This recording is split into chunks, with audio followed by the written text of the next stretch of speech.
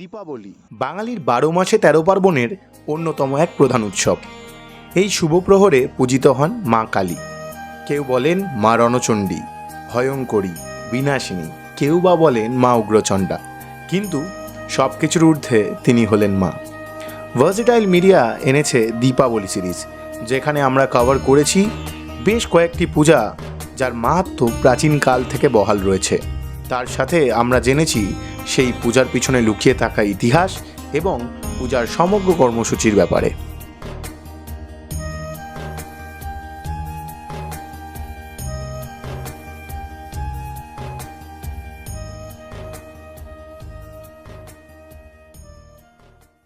হ্যাঁ, এখানে একটা মায়ের মাহাত্ম্য আছে, যেটা হলো যে চোখের ব্যাপারে কোনো সমস্যা হলে মায়ের ঔষধ দিলে সেটা ভালো হয়। বর্তমানে চোখের, তারপরে আপনার কানের পুঁজ হলে সেই ওষুধ দেওয়া হয়, অম্বল টম্বল যে গ্যাস অম্বল হয় তার ওষুধ দেওয়া হয়। হ্যাঁ, এইসব দেওয়া হয়। বা যাদের যে কোনো বন্ধাত্ম মহিলার বাচ্চা না হলে মায়ের ওষুধ দেওয়া হয়, সেই ওষুধটা খেলে অনেক উপকার হয়েছে, বাচ্চাটা হয়েছে। আচ্ছা, কখনো শুনেছেন শারীরিক অসুস্থতা নিয়ে আপনি হসপিটালে ভর্তি হলেন, ডাক্তার বলল আপনাকে অপারেশন করতে হবে, কিন্তু কারোর একটা আদেশে আপনি সেই অপারেশনটাকে বিলম্বন করলেন এবং সুস্থভাবে এখনও পর্যন্ত বেঁচে আছেন? এটা কিভাবে হয়? এটাকে এক কথায় চমৎকার বা মিরাকেল বলে না? ইয়েস, আজকে আপনাদের শোনাতে চলেছি পারাম্বুয়ার অবিরামপুর গ্রামের ছোটো মায়ের গল্প, এবং যে পরিবার ছোটো মাকে বহু প্রাচীনকাল ধরে পুজো করে আসছেন তাদের মুখে শোনা সেই সব চমৎকার এবং অলৌকিক ঘটনার কথা। চলুন আমার সাথে, আপনাদেরকে স্বাগত জানাই ভার্সেটাইল মিডিয়ার দীপাবলি সিরিজের পঞ্চম ভিডিওতে। নমস্কার, এখন আমি পারাম্বুয়ার ছোটো মায়ের কাছে আছি। তো এখানে আমি পেয়েছি 3 ভাইকে, যারা আমাদেরকে স্টোরিটা শোনাবে যে মায়ের সম্বন্ধে, মায়ের প্রাচীন ইতিহাস সম্বন্ধে। স্যার, আপনার নাম? আমার নাম শঙ্করচন্দ্র নন্দন। আপনার নাম স্যার? বৈদ্যনাথ নন্দন। আপনার নাম স্যার? আমার নাম পশুপতি নন্দন। আচ্ছা, তো আপনারা যদি আমাকে একটু এক্সপ্লেন করেন যে প্রাচীন ইতিহাসটা কি এবং মায়ের মাহাত্ম্য সম্বন্ধে। জানি আমরা যতটা জানি বলবো। বহু পুরাতন প্রাচীন জাগ্রত কালীমা, বহু পুরাতন, কতদিনের আমরা বলতে পারবো না, কয়েক হাজার বছর হতে পারে।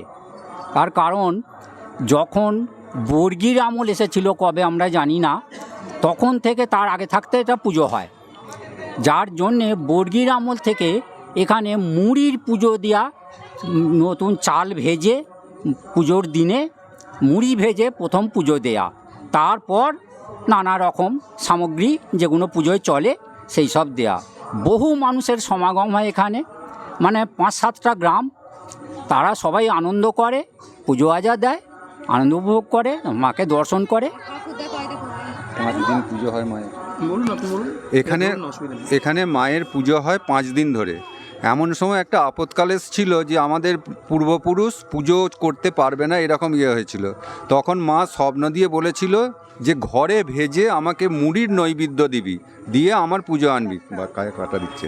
তা তখন সেই থেকে আমাদের কিন্তু এই ঠাকুর মন্দিরে প্রথম আসবে মুড়ি ভেজে, সেই মুড়ির নৈবেদ্যটা, তারপরে অন্যান্য সামগ্রী। এখন তো বহু পুজো বেড়েছে, বহুজনা পুজো দিতে আসছে, এইভাবে পুজোটা চলে আসছে আজ দীর্ঘদিন, অন্তত কত হাজার বছর আগে আমরা বলতে পারবো না, আমাদের পূর্বপুরুষ পরপর করে আসছে এই পুজোটা। মানে এটা আপনাদের পারিবারিক পুজো, তাই তো? পারিবারিক পুজো এটা মানে আপনাদের কোনো আইডিয়া এমন আছে যে কত সাল, মানে একটা এক্সপেক্টেড আইডিয়া যে 1000 বছর, 1500 বছর, অত পুরনো পুজোটা?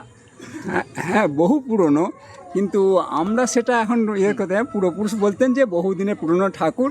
হ্যাঁ, এখানে একটা মায়ের মাহাত্ম্য আছে, যেটা হলো যে চোখের ব্যাপারে কোনো সমস্যা হলে মায়ের ঔষধ দিলে সেটা ভালো হয়। বর্তমানে চোখের, তারপরে আপনার কানের পুঁজ হলে সেই ওষুধ দেওয়া হয়, অম্বল টম্বল যে গ্যাস অম্বল হয় তার ওষুধ দেওয়া হয়।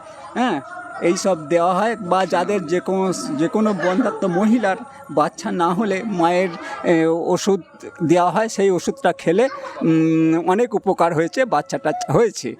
এইগুলো করা হয়, তার জন্যেই বহু মানুষ উপকৃত হয়েছেন, এবং তেনারা এই ভিড় করে মায়ের কাছে পুজো টুজো দিতে আসেন। হ্যাঁ, এবং আনন্দ উপভোগ করেন। এবার আমার একটা প্রশ্ন আছে আপনাদের কাছে, যে এই যে আপনারা বললেন যে মায়ের যে মাহাত্ম্যর কথা, এরকম প্রত্যক্ষ দৃষ্টি আপনারা দেখেছেন, এরকম কোনো ঘটনা আছে যে আপনারা এই উপকারটি দেখেছেন চোখে? সেটা দাদারই হয়েছিল। আচ্ছা, হ্যাঁ হ্যাঁ বলুন একটু। হয়েছে, বহু লোকেরই উপকার হয়েছে, আমি নিজেও উপকার পেয়েছি। বা এমনি মানুষ যারা যেসব কামনা নিয়ে আসে ওই বাচ্চা হওয়ার ব্যাপারে হয়েছে।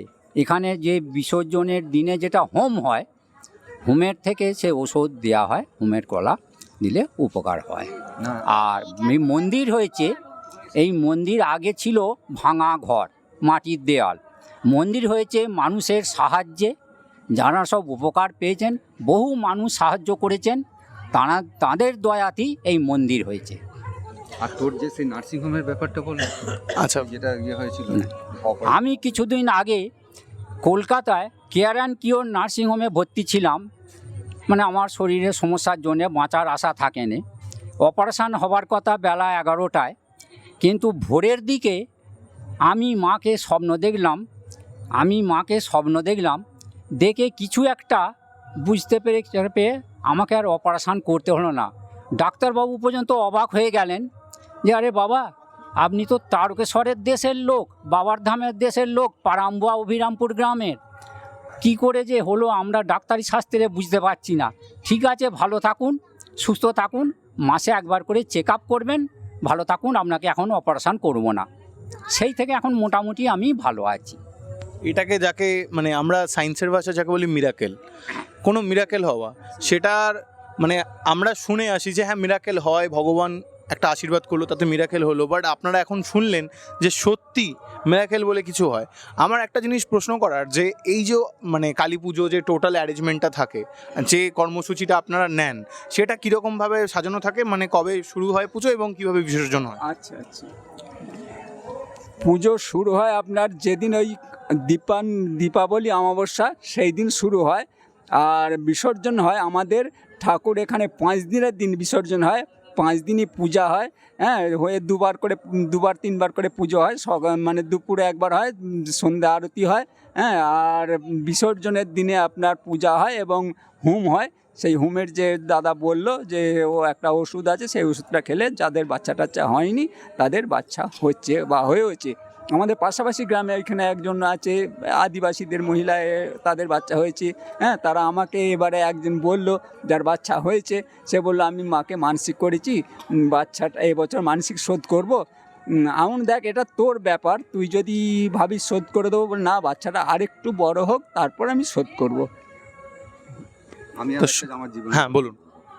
আমার মেয়ে আজ থেকে বছর তিনেক আগে ওর ফেলোপিন টিউবের বাস্ট করে হিমোগ্লোবিন এসে যায় 4.5। চন্দননগর নার্সিংহোমে ভর্তি হয়েছে, অপারেশন করতে হবে।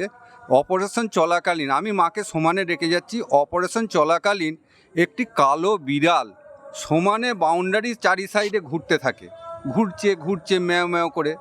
অপারেশন হয়ে যাওয়ার পর বিড়ালটাকে তো আর দেখতে পাই না, এবং ডাক্তারবাবু বলেন অপারেশন একদম সাকসেসফুল। এই ব্যাপার ঘটেছে আমার মেয়ের জীবনে। তো প্রত্যেকটি ঘটনা যখন ওনারা এক্সপ্লেন করছেন, আমি রীতিমতো দেখছি ওনাদের গায়ে কাঁটা দিচ্ছে। তো ওনারা এটা একদম যাকে বলা ইনার ফিলিং থেকে বলছে, তাদের মধ্যবর্তী যে ফিল কাজ করছে সেখান থেকে তারা বলছে। তো এই পর্যন্তই আজকে আমাদের ছোটো মায়ের কাহিনী আপনাদের সামনে তুলে ধরলাম। তো দেখা হচ্ছে খুব তাড়াতাড়ি, চলুন স্টুডিও থেকে বাকি কথা হোক। অলৌকিক ঘটনা বা চমৎকার সত্যি হয়তো এগুলোকেই বলে। মানুষের বিশ্বাসটাই হচ্ছে আসল। এবার কে বিশ্বাস করছে কি করছে না সেটা তো তার নিজের উপরে ডিপেন্ড করছে। কিন্তু গ্রামেগঞ্জে এখনও মানুষ বিশ্বাস করে এই দৈব ওষুধের উপরে। ইয়েস, যেখানে মেডিকেল সায়েন্সের এত ওষুধ, এত ফর্মুলা, এত কেমিক্যাল রিয়াকশনস আছে, কোথাও না কোথাও গিয়ে মানুষ এই ভগবানের দেওয়া ওষুধেও এখনও বিশ্বাসী, এবং এই পরিবার কনফিডেন্টালি সেটাকে সবার সামনে তুলে ধরছেন। নিশ্চয়ই কিছু হয়তো আছে।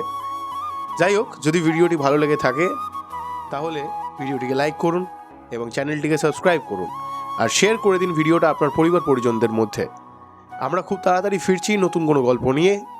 ততক্ষণ স্টে ভার্সেটাইল।